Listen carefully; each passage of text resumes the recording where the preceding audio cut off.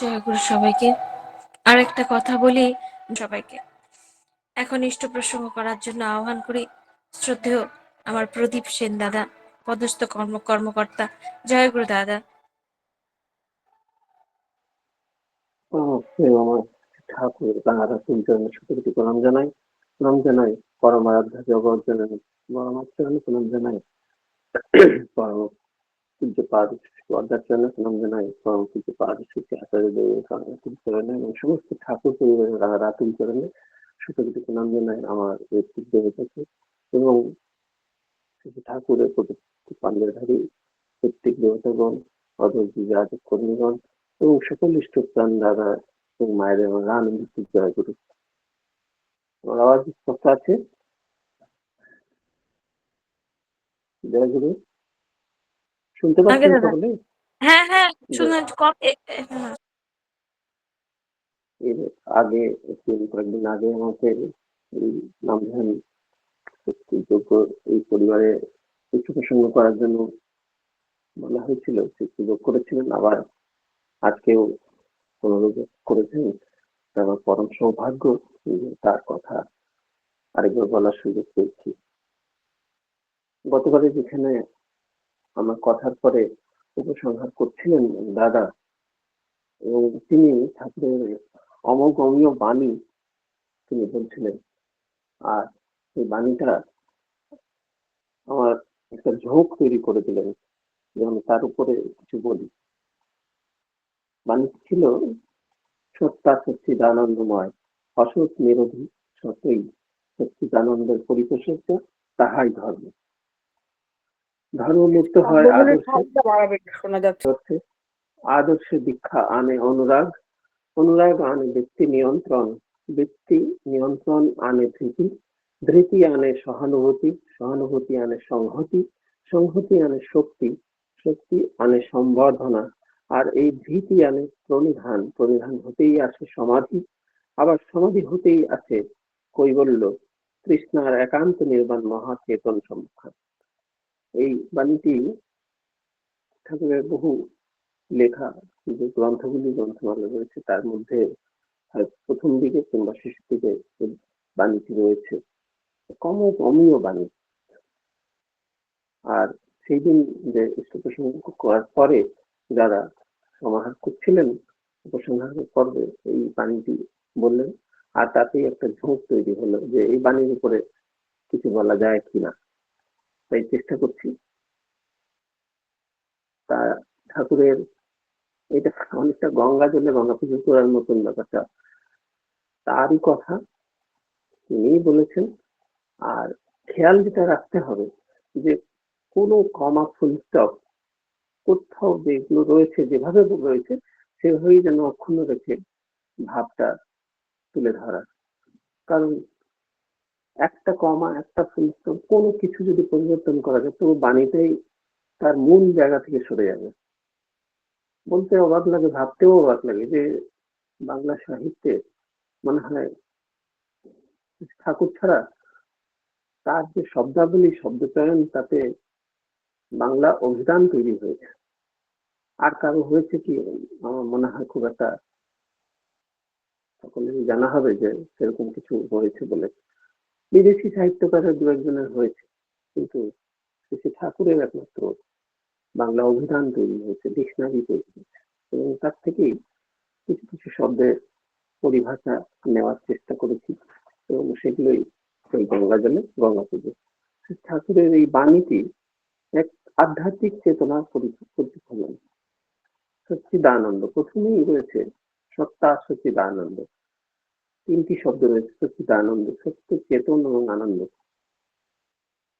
এটি প্রাচীন ভারতীয় দর্শনের তাতেও অদ্বৈত বেদান্ত যদি দেখি সেখানেও এই কথা, এই সত্তা সচ্চিদানন্দের উপরে। তিনটি শব্দ, সৎ মানে সত্য, চিৎ চেতন বা জ্ঞান, আনন্দ মানে পরম সুখ।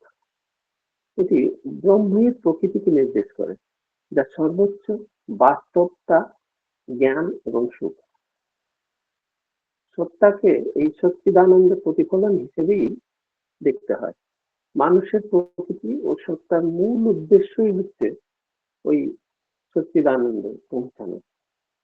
আমরা প্রত্যেকেই যারা মানুষ জন্ম পেয়েছি তারা সেই আনন্দে পরম সুখে থাকতে চাই। শোনা যাচ্ছে না ভালো? এবারে শোনা যাচ্ছে? যে দুটো শব্দ রয়েছে, সত্তা, সচ্চিদ, আনন্দময়। সত্তা বলতে আমরা বুঝবো ব্যক্তি বা সমষ্টির অন্তর্নিহিত প্রকৃতি। প্রকৃতি সত্য, চেতন এবং আনন্দ, এর সমন্বয়ে প্রকৃতি তৈরি হয়। আর আমরা এই প্রকৃতির বাইরে নয়, কিন্তু প্রত্যেক সত্তায়, প্রত্যেক জীব যাতে প্রাণ আছে এর বাইরে নয়, এর ভেতরেই আমরা ঘোরাফেরা করি এবং প্রত্যেক সত্তাই আনন্দে থাকতে চায়। মানব সত্তা তার মধ্যে সর্বোত্তম, আর তার লক্ষ্যই হলো এই সচ্চিদানন্দময় সত্তায় ফিরে যাওয়া। আমরা আমাদের এই সচ্চিদানন্দময়কে উপলব্ধি করতে চাই। আমরা কেমন করে কি হয়? পরবর্তীতে রয়েছে অসৎ নিরোধী সতই। অসৎ মানে মিথ্যা, কিংবা বলা যেতে পারে অজ্ঞানতা, বা একটা মায়ার আবরণ বলা যেতে পারে, যা আমাদের সচ্চিদানন্দ অবস্থাতে, আমাদের উপলব্ধি, সচ্চিদানন্দ অবস্থাকে উপলব্ধি করতে বাধা সৃষ্টি করে। এটি নির্দেশ করে কোথায়? সত্য ও চেতনার প্রকাশের মাধ্যমে মিথ্যা এবং অজ্ঞানের অবসান ঘটে। আমরা যখন সত্য হব, আমরা যখন চেতন হব, তখন কিন্তু আমরা অজ্ঞানতার থেকে, তার থেকে অবসান ঘটতে পারে আমাদের জীবনে। এটি সিদ্ধ করতে কোনো প্রমাণের দরকার হয় না, এটা স্বতঃসিদ্ধ। পরের লাইনে তিনি বলছেন, সচ্চিদানন্দের পরিপোষক যা, তাহাই ধর্ম। ধর্মের মূল অর্থ জীবনের চরম লক্ষ্যে পৌঁছানো, আর সেই চরম হচ্ছে সচ্চিদানন্দ, পরম সুখে বিচরণ করা, বা যা পরম সুখকে পেতে সাহায্য করে, বা তার বিকাশ ঘটায়, বা তার সংরক্ষণে সহায়ক হয়। এটিই হচ্ছে আসলে ধর্ম। ধর্ম কোনো বাহ্যিক রীতি নয়। আমরা তথাকথিতভাবে যে পূজা অর্চনা যেগুলো দেখে থাকি, এভাবে নয়।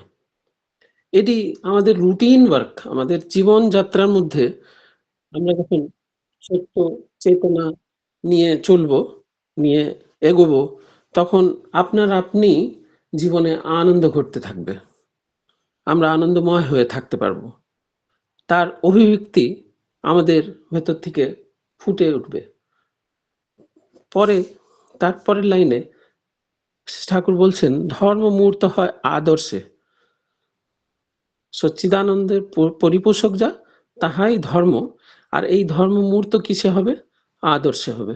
ধর্ম একটি নির্দিষ্ট আদর্শ বা দৃষ্টান্তের মাধ্যমে মূর্ত হয়। যতক্ষণ জীবনে আদর্শ থাকবে না, আদর্শবিহীন জীবন এক অন্ধকারময় জীবনের মতন।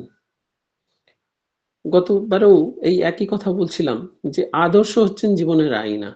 আমরা বাহ্যিক কেমন হয়েছি, বাইরে আমার স্বরূপটা কেমন, তা এই যে নর্মাল যে আয়না তাতে দেখতে পাই, কিন্তু আমার জীবনটা কেমন আছে, কেমন হয়েছি, আমাদের নীতিবোধ কেমন, আমাদের জীবন চর্যা কেমন, তা আমরা জীবনে যখন আদর্শ থাকবে তখন তার ভেতর দিয়ে, তার সাথে, তার সামনে দাঁড়িয়ে আমরা নিজেকে দেখে নিতে পারবো যে আমরা কেমন হয়েছি, কতটুকু হয়েছি।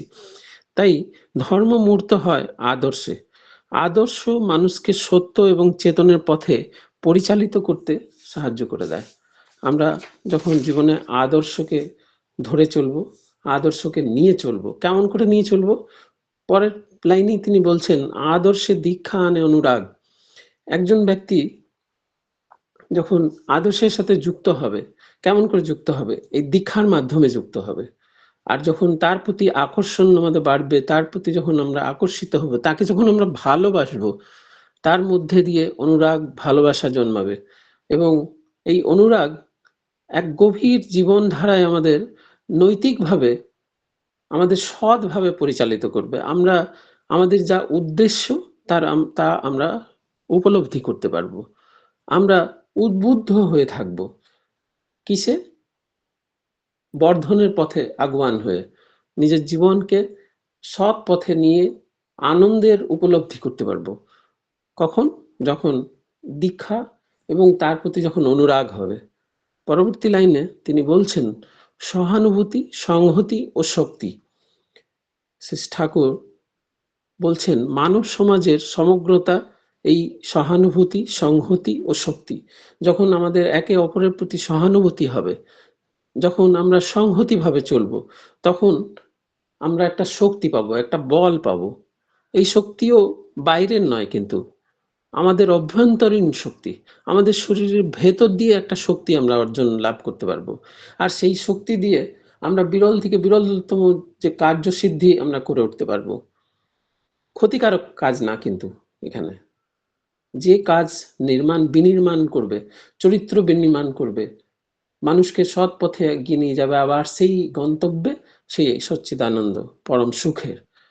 পরবর্তী লাইনে, সমাধি হতেই আসে কৈবল্য। সমাধি হলো এক একাগ্রতা, মনোযোগ, চূড়ান্ত স্তর, মনোযোগের এক সব থেকে যে উপরের স্তর, সেই স্তরকে বলে। যখন আমরা একাগ্র হয়ে যাব, তখন আমরা সমাধি অবস্থায় হই। আর এই সমাধি অবস্থা যখন আসে, তখন আমরা চেতন এবং নিজের যে আসল আমরা যে সত্তা, আমাদের ভেতরে যে সত্তা রয়েছে, যেটা বাইরে থেকে দেখতে পাওয়া যায় না, সেই সত্তার সাথে যুক্ত হয়ে যেতে পারবো, সেই সত্তার সঙ্গে মিলিত হয়ে থাকতে পারবো। এবং এই মিলিত হয়ে থাকলেই সেই কথাটা হচ্ছে কৈবল্য। কৈবল্য হলো মুক্তি, যা আসক্তি, মায়া আমাদের যে আবদ্ধ করে রেখেছে, আমাদের জীবন চলনাকে যে প্রতিপল বাধিত করছে, প্রতি সময় প্রতিক্ষণ যে বাধিত করছে, আমরা সেখান থেকে মুক্তি পেতে পারি, সেই আসক্তি থেকে, সেই মায়া থেকে। আর যখন মুক্তি হবে, আবার সেই একই পরম ধামে, সেই পরম সুখ, চরম সুখ, যেটা সচ্চিদানন্দময় হয়ে থাকতে পারবো। পরবর্তী লাইন, তৃষ্ণার একান্ত নির্বাণ মহাচেতন সম্মুখান। তৃষ্ণা হলো জীবনের ক্ষণস্থায়ী আকাঙ্ক্ষাগুলি। আমাদের জীবনে প্রত্যেকেরই কিছু না কিছু আকাঙ্ক্ষা থাকে। আমরা প্রত্যেক সময়, প্রত্যেক মুহূর্ত কিছু না কিছু পেতে চাই। আর যখন সেই আকাঙ্ক্ষাগুলো, মনোবাঞ্ছিত যে ইচ্ছাগুলো, সেগুলো যখন পূর্ণ হয় না, অতৃপ্ত থাকে, তখন কিন্তু মন, চেতন, বুদ্ধি, কর্ম প্রত্যেকটা জিনিসই চঞ্চল হয়ে ওঠে আর আমাদের জীবন চলনাকে বাধিত করে। এই তৃষ্ণার নিবৃত্তি ঘটে, ব্যক্তি পরম সত্যে সচ্চিদানন্দ উপলব্ধি করতে পারবে। মহাচেতন হলো সেই সর্বোচ্চ চেতন অবস্থা, চেতন স্তর, যা সত্তাকে তার মূল উৎসের সঙ্গে একাকার করে দেয়। শ্রী ঠাকুরের এই বাণী অমোঘ বাণী, অমীয় বাণী। আমরা যদি বুঝে নিতে পারবো প্রত্যেকটা লাইন বাই লাইন, আমি যতটুকু বুঝেছি আমার ছোট্ট ক্ষুদ্রতম বুদ্ধি দিয়ে আমি আপনাদের সামনে তুলে ধরলাম। পরবর্তী আমি যে খণ্ডে চলে যাব, টুকরো টুকরো করে ছোট ছোট ফুল দিয়ে ঠাকুরের এই কথা বলা,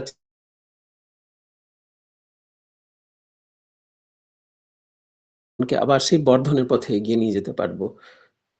সত্যানুসরণে ঠাকুর এক জায়গায় বলছেন, তুমি যাই দেখো না কেন, অন্তরের সহিত সর্বাগ্রে তার ভালোটুকুই দেখার চেষ্টা করো। আর এই অভ্যাস তুমি মজ্জাগত করে ফেলো।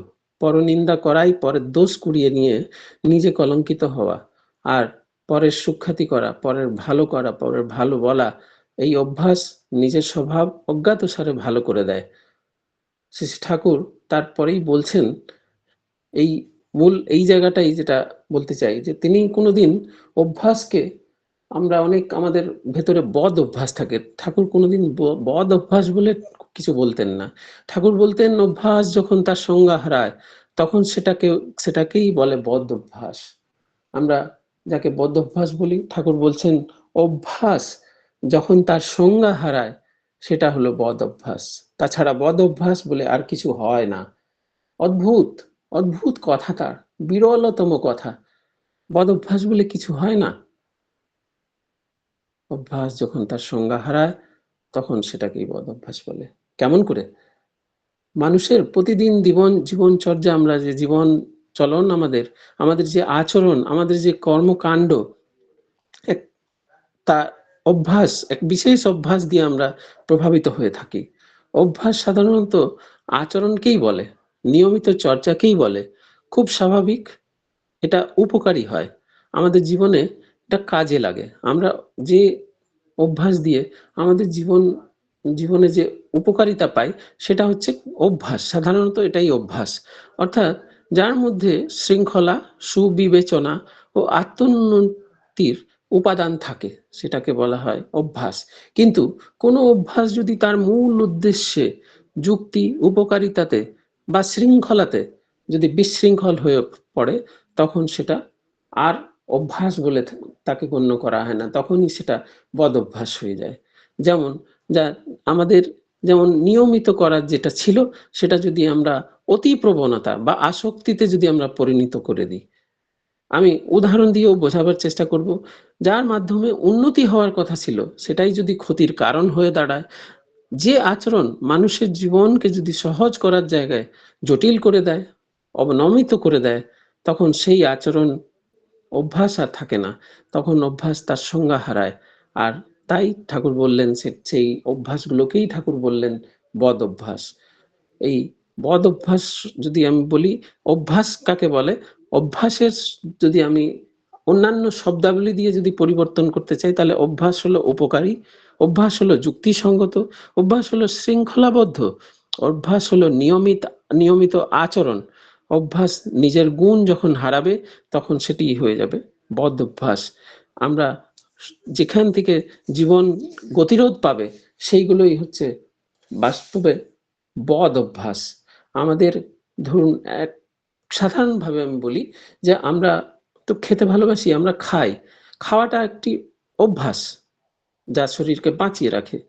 কিন্তু যদি অনিয়ন্ত্রিত খাই, অতিরিক্ত যদি খাই, জাঙ্ক ফুডে যদি আসক্ত হয়ে যায়, তখন সেই অভ্যাসটা আর অভ্যাস থাকে না, অভ্যাস সেখানেই তার সংজ্ঞা হারায়, আর তাকেই বলা হয় বদ অভ্যাস। খাওয়াটা বদ অভ্যাস নয়, কিন্তু খাওয়ার যে বিকৃতি ঘটেছে, সেই বিকৃতি হলো বদ অভ্যাস। মোবাইল মোবাইল আমাদের কত না কিছু শেখায়। আমরা মোবাইল দিয়ে কত কি কাজ করতে পারি। মোবাইল দিয়ে আমরা দূর দূরান্ত, কত তেপান্তর, কোথায় কোথায় মানুষ আছেন, তাদের সাথে যোগসূত্র ঘটাতে পারি, দেশে বিদেশে বিভিন্ন জায়গায়। সুতরাং মোবাইল প্রয়োগ করা, মোবাইলকে জীবনের উপকারিতাতে লাগানো, এটি হলো একটি ভালো অভ্যাস।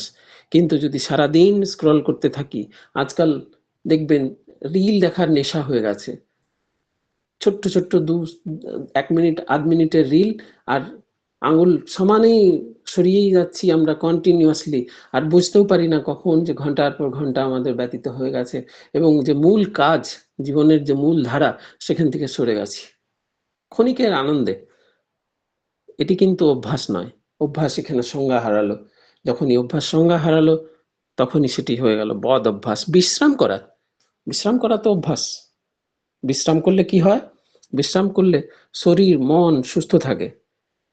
শরীর যখন কাজ করতে করতে, কোনো চিন্তা করতে করতে, ভালো চিন্তা, সুচিন্তা যখন ক্লান্ত হয়ে পড়ে, তখন তার বিশ্রামের দরকার হয়। বিশ্রাম করলে পুরো বডিটা রিজুভিনেট করে যায়, আবার থেকে সেই এনার্জি ফিরে পায়। এটি হলো ভালো অভ্যাস।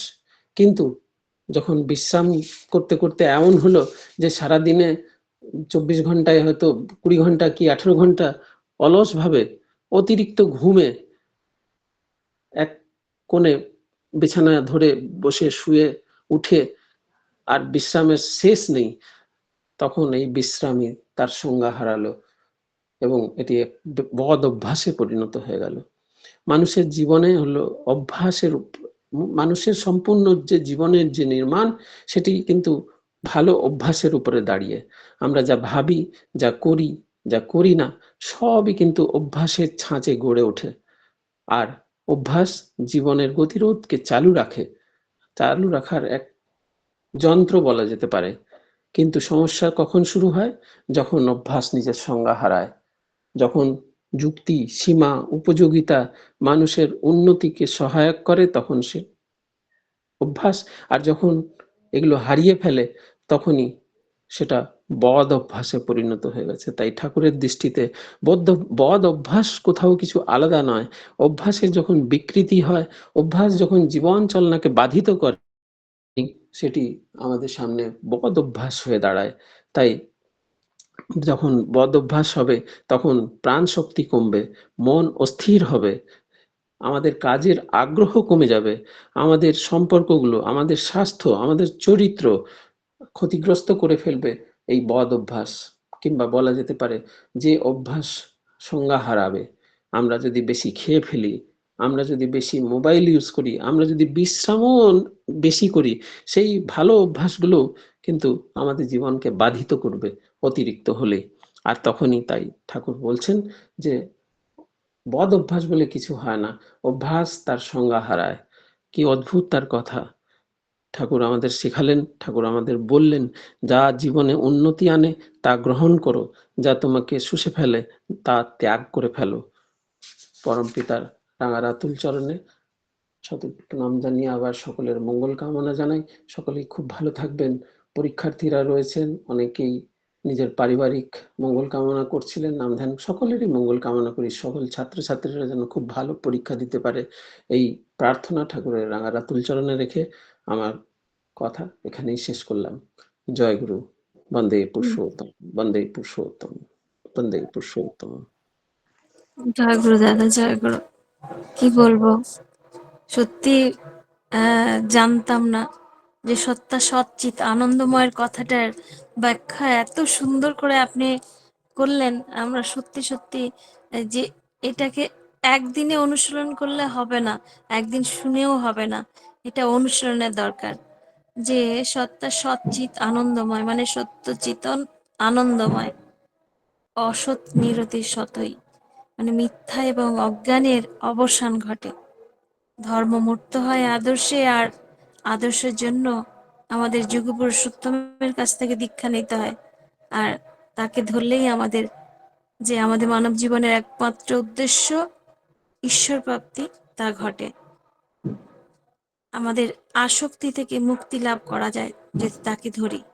আর বদভ্যাস কথাটার মানে এত সুন্দর করে বিশ্লেষণ করলেন যে একটাই কথা, যে অভ্যাস বিকৃত হলেই বদভ্যাস হয়। তার ছোট্ট ছোট্ট উদাহরণ এত সুন্দর করে তুলে ধরলেন। সত্যি সত্যি দাদা, আমাদের এগুলো আলোচনা যতই হবে ততই আমাদের মঙ্গল হবে। কারণ আমাদের যে আনন্দময় সে আনন্দটা, সেটা আমরা খুঁজে পাচ্ছি না। আমরা প্রত্যেকেই মানসিকভাবে অসুস্থ, সেই জন্য তাকে ধরলে আমাদের আনন্দময় জীবন আমরা পাবো।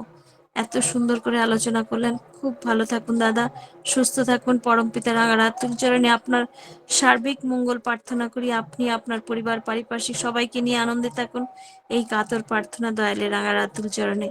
আর আরেকদিন আপনার জীবনী শুনতে চাই, আপনার ঠাকুরকে ধরা, আপনি একজন পদস্থ অফিসার, আহ সেটা কি করে হলো, তার দয়া, সেই দয়ার কথা শুনতে চাই। আশা রইলাম। জয় গুরু দাদা, ভালো থাকুন।